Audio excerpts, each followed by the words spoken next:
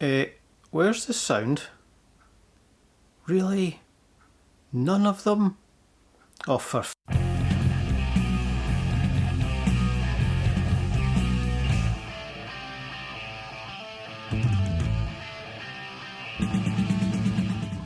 Hello everyone, it's Jim Lynn here. Welcome back to the workshop. So as I was saying, oh for goodness sake, I bought a new camera, this one, and a new shotgun mic to go with it. And I'd spent the past couple of months getting to grips with it, learning how to use it. It's the main reason why there's been no video recently. And I thought I'm sufficiently competent now that I can take it out in the field, as it were. So I took it to the Great North Something to Do with Woodworking show in Harrogate, recorded a couple of interviews with Rachel and Richard, and filmed a wood turner doing his thing. It's quite spectacular. So I thought I'd better check these clips, make sure they're okay before I move on. No sound. So obviously the authorities had to conduct an emergency mishap investigation, and what they found that there had been a significant outbreak of numptulosity on the part of the camera operator. So what had gone wrong? Quite simply, I'd used the wrong cable to connect the lavalier mics, the wireless mics, to the camera, and I forgot to switch on the shotgun mic. So I had nothing. So it was either go home, no video, or go back to Richard and Rachel, admit what a numpty had been, and prevail on them to do the interviews again. Now thankfully they thought it was funny and they agreed to do the interviews again, so they're later. However, the wood turner had finished his demonstration, but I think it's still worth looking at the clip. These ribbons flying everywhere is just so spectacular.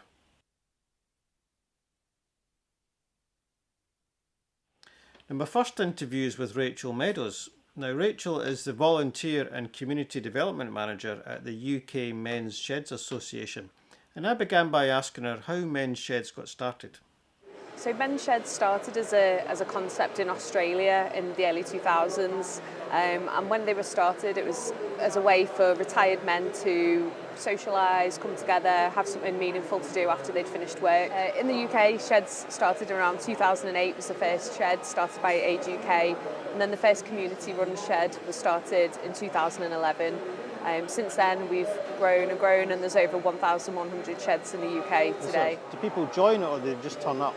Yeah, so every shed is different. They'll all be independent from us. We're the national organisation that supports and promotes the shed movement. But the best thing to do is contact your local shed, find out if they've got space, and then see if you can go along to see what they do. Women are welcome as well if they want to go. Yeah, well, it depends on the shed really. When men's sheds started, they were predominantly set up to support the health and well-being of men. But I think a lot of people realise the benefits of coming together and doing an activity, how beneficial that can be for mental health, socialising, reducing isolation and loneliness. So there are a lot of sheds that are for men only, but there's also a lot of sheds that allow members of any gender to join. Okay, so if I was to go to my local men's shed and I walk to the door, what can I expect? Well, the main thing you'd see is people having a nice time, having a cup of tea, having a chat. Good cup of tea. Yeah. Next thing you'd see is probably a lot of craft, so making, building things, woodwork predominantly happens in a lot of sheds. But it's not just woodwork. Sheds will do activities that their members are interested in. So you'll see sheds doing things like metalwork, electronics, repair, even arts and crafts. So all sorts of things? All sorts of things. Yeah, 'cause I'd assumed it was just woodworking. Yeah, no, there's sheds that do cookery, creative writing, and there's one shed in Scotland that built a working car, yes. What kind of age group generally goes along to the sheds? I'd say the main demographic are kind of from retirement age, but that doesn't mean that there's not younger members of sheds. As I said, sheds recognise that they're beneficial for people of all ages, all genders, so most sheds will have some younger members, so people of working age. A lot of sheds will have a policy of kind of 18 up, so any adult can go along, but as I say, it's best to check with the individual shed just to make sure. And would there be special events held occasionally, say a demonstration or a lecture? Yeah, so as an organisation we have an annual event which is called Shed Fest. So that happens usually in the summertime each year. And that's a place where people from any shed across the UK can come together, meet other shedders, take part in the workshops. We usually have workshops around practical things such as crafts, things like wood turning or carving. There'll be health and wellbeing focused workshops, and there's usually something about shed management as well, so things about fundraising or how to run a shed. So it's a full day of kind of lots of information and a chance to meet loads of other people from sheds. How would someone go about finding their local shed? So best thing to do would be to go to our website, which is mensheds.org. On there you'll find a page called Find a Shed. All you need to do is put your postcode in and it'll throw up all the sheds in your local area and their contact details. So you can find out which one's close, give them an email, give them a ring and see if you're able to go along. Right, so you recommend that everyone watching this video goes along if they're not already? Yeah, go on the website, see what's nearby, have a look on the website, there's loads of information. We've got some videos on YouTube as well, Men's Sheds Association. And yeah, if there's not a men's shed in your area, we also have a guide about how to start one. So if you're interested in starting one, you can get in touch with us and we can support you to do that as well. You mentioned it started in Australia. Yeah. What about United States, Europe? Yeah, there are some sheds in the US. Canada has just started their own Canadian Men's Sheds Association, so they're really trying to support the growth of sheds in Canada. There's sheds in Holland, there's sheds in different countries in Africa, and then we had a chat today with somebody who's actually interested in starting a shed, supporting some people to start a shed in Ukraine, so there's sheds all over the world. Well, Rachel, thank you very much for talking to us. No problem. Great. Over at the Classic Hand Tools stand, I was leafing through a copy of this book, and this is one I've had my eye on for a while. It's Cut and Dried, a Woodworker's Guide to Timber Technology by Richard Jones. Now, Mary of Classic Hand Tools saw me leafing through the book and she asked would I like to meet the author, because Richard was attending the stand that day, and I said yeah, of course I would. So him and I got talking, and amongst other things we discovered that we were actually contemporaries in Edinburgh in the 80s when we were both in our 20s, although we didn't know each other. But we knew all the same places, you know, the favoured haunts of the young denizens of Auld Reekie. But anyway, I asked Richard would he mind being interviewed about the book, and he agreed. And he was a bit hesitant at first, but by the end of the day he was really, really good at it, you know, on account of the multiple attempts. But anyway, I wanted to know how the book came to be written. At one point I was running BA Honours in furniture making at what was then Leeds College of Art, which is now Leeds Arts University. So I had these furniture students who were doing a design and make programme, and part of their studies involved theory. And theory, one example of it is timber technology. What is wood? How does it grow? How is it seasoned? How's it felled? I should have said then seasoned. What are the faults you get? How does things like relative humidity affect wood and that sort of thing? So I'd got a series of lectures on this topic, and I'd gathered information over years of working in the furniture industry, which I put together into these lectures, and it involved research into this subject of timber technology. And one of the things that was important when I was teaching these students, because they're not scientists, they're not engineers, they're not technologists, they're generalists. Yeah. So I had to find ways to get across this information, some of it very difficult, technical stuff, in a way that the learners could understand it. Now, out of that came the idea that I could create a series of articles for woodworking magazines. So I started writing these articles from the point of view of a woodworker for other woodworkers, to try and find ways I could get across the important elements of the subject. But what happened was that I'd got something like 25,000 words and a bunch of images. No woodworking magazine would publish it because they look for article lengths of maybe 2,000 or 3,000 words with half a dozen images or something like that. And I've just got too much material. So what the hell, I'll just write a book. So that's what it is. I just wrote the book. So this book's published by Lost Art Press, isn't it? Lost Art Press. After I'd written this book, I tried various publishers to publish it, and I just kept getting knockbacks. And I sent some information to Chris Schwartz, and he said, Richard, send all of it. I want to read all of it. Right. Because he'd got a bit of a snatch of what I was trying to do, and I guess he kind of liked it. And about 3 weeks later, he came back and he said, we've got to publish this. I think you probably landed on your feet there, because these are probably the highest quality woodworking books available, aren't they? I think they're one of the best publishers out there. They do some really good books. So can we have a look inside, Richard? Sure. Yeah. So just to look at the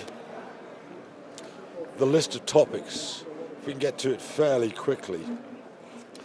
I won't go through them all, but we've got an introduction, tree distribution, tree classification, roots, leaves, seeds, felling, conversion and yield. All right. Things like Everything water, about trees. water vapor and wood, coping with wood movement, seasoning or drying of wood, drying faults, from kiln to the user, which is We'll about need buying to- the wood. I need to lift it up. Oh, so sorry, you can see it a just bit that- better. that Yeah. here. Fungi and wood, insect pests, characteristics of timber, wood strength and structures, ecological, environmental issues, and so on. And of course, it's what I would describe as Harvard reference. So it's got a bibliography and Oh, right, everything. yes, So everything's referenced in there. Yeah. It's academically formatted, but lightly academically formatted. I mentioned earlier that one of the things I was looking for was to be able to explain difficult concepts. So, for example, one of the things that a lot of woodworkers struggle with is understanding the moisture in the air, Right. relative humidity, absolute humidity, and how it affects wood. I'm not going to be able to explain it all in a few seconds, but this is a sort of a visual analogy of what relative Right. humidity is. A pint glass, imperial pint glass, full to the brim, that represents a packet of air that's 100% humidity, because it's full to the top. Can't get any more in. This is a pint glass with half a pint of liquid in it. So that's 50% relative humidity. Right. Here's a half pint glass full to the brim, 100% 100%. relative Got you. humidity, if you see Right. what I'm saying. That's I do. one element of it. Strength of wood, for example. Pure bending. Deformation in pure bending, which is an engineering type subject. So it applies to concrete, it applies to steel, it applies to wood, and so on and so forth. But it's pure science. This is sourced from an engineering book, a standard book. This is a visual representation of what's shown here. Right. And one of the things you find with technical books, timber technology books, is you've got in formulae, which you can see examples of them down here. In formulae, you've got things like delta. What does delta mean? They don't explain it, but it's deflection. This is a little glossary I put here for that. What's F subscript B? Allowable bending stress. It's not explained in a lot of these books. Yeah. Here's the sort of straightforward formulae, if you can see them on that camera there. Yeah, it's difficult. But But here are the formulae laid out, derived from this stuff which is on this page here. so if someone was interested in understanding the wood that they're about to make their table from, Yes, they can go as deep as they like in here. or as shallow as they like. Yeah. Now the thing is that for example, where we're talking about wood expansion and contraction across the grain, Yeah. then the information is in here, but because there are references, if you are of a more technical bent, if you like, Right. you can go to those source references, Yeah. okay, and you can dive even deeper into the subject if you want to, getting into the really high technical stuff. That's an excellent book, Richard. And of course, I bought one. You bought one? Yes, I even signed it for you. You did, which I much Devalued it appreciate. immediately, as I said earlier. Well, Richard, thank you very much for talking to us. My pleasure, Sorry about the technical issues earlier. I very much They appreciate happen. your time. from time to time. So thank you very much. Okay. Now that I've resolved the technical problems, I wanted one more interview. I'd read about Ian Parker in Quercus magazine. In fact, he's in the latest issue where he's talking about blue spruce tools. Now, Ian is a woodworking teacher, and at the moment he's embarking on a new venture. So I'm with Ian Parker. Ian teaches furniture making, and some of you might have seen him in Quercus magazine. Yes. Was it recent or was it? Yes, I think it's the one before last. So you had a furniture school, didn't you, Ian? I had a physical furniture school Yeah. where I had regular students teaching amateurs how to make fine furniture. Yeah. And now I've closed my school and I'm transferring all those courses and turning them into online downloadable digital courses Right. for students all around the world, basically. Okay. So why did you close the physical school? It's a long story, but basically the rent got silly. Uh-huh. It was going to be doubled, and I was asked through COVID. I was asked by lots of people around the world, do I do online courses? And I was kind of umming and ahhing, and then I thought, you know what? A few other things happened, and I thought I might as well close this school now, transfer it all to my little home workshop, and set it all up with the camera gear, the recording equipment, and teach them online. Right. I still want to do some physical courses at various other schools, and I've got a few things in the pipeline, but I shall announce those on my website as and when they're ready. Right. So if people wanted to take advantage of your courses, you've got a website. I have a website.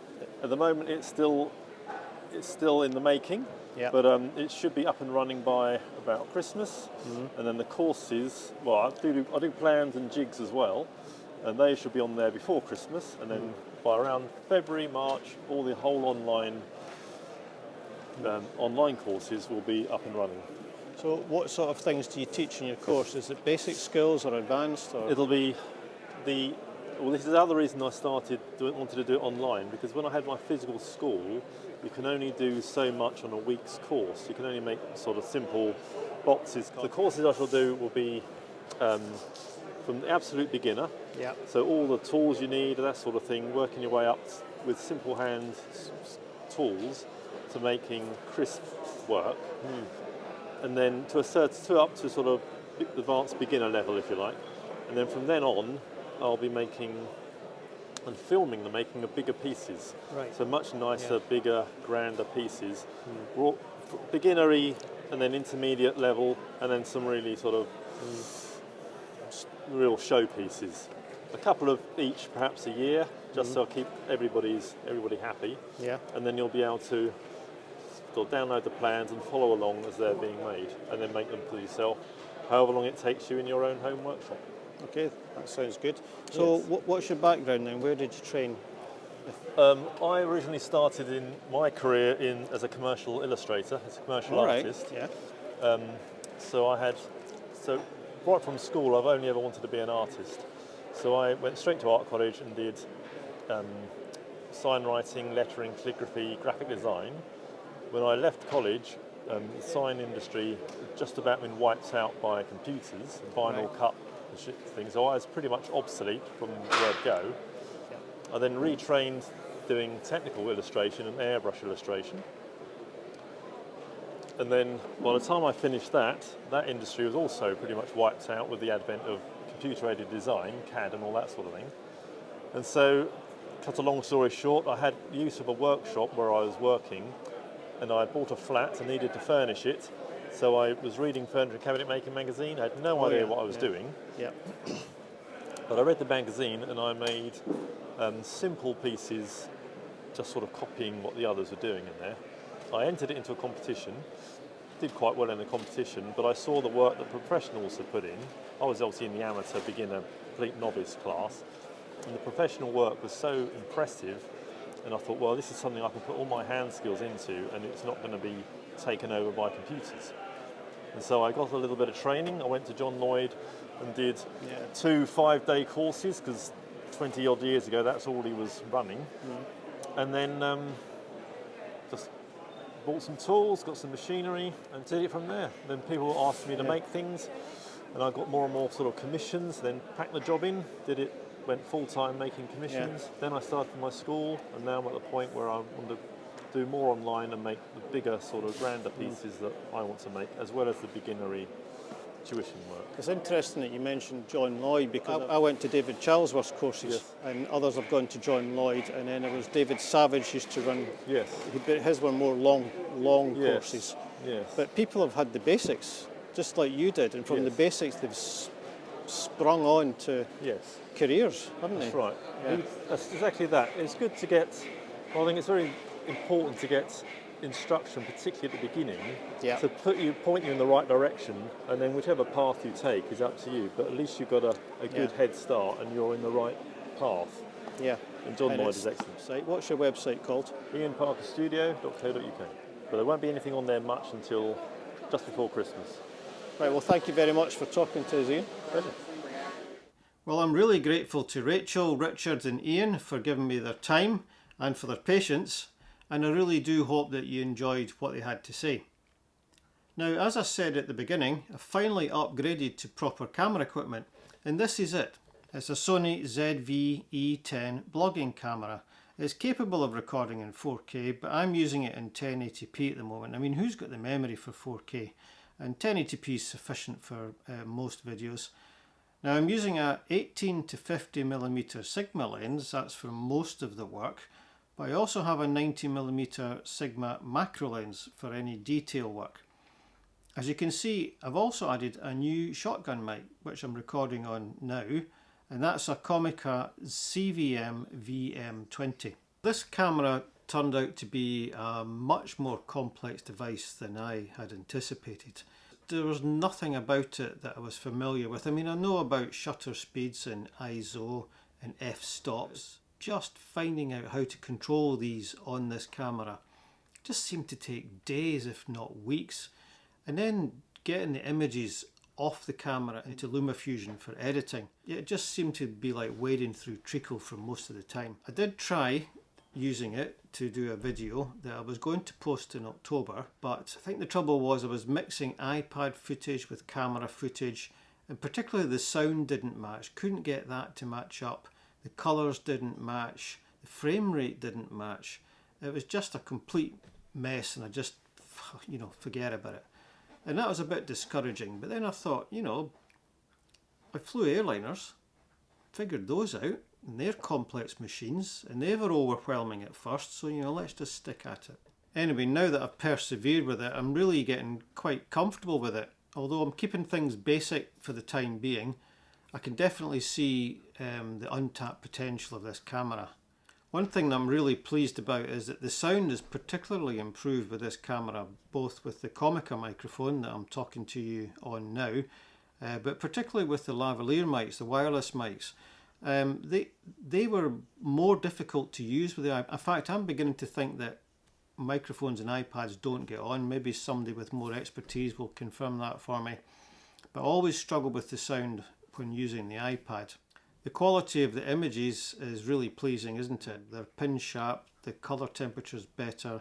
I'm better able to control the quality of the images than I was before. So that's all a good improvement. So all in all, I'm really happy with it. But if you know about photography or videography, I'm pretty sure you can spot a few things that I've got to improve on, and I'm pretty sure I'll spot them as well in the weeks to come. But for the moment, this is real good progress. Well, that's it for this episode, everyone. Thank you very much for watching, and I'll see you next time on Mr. Lynn's Workshop.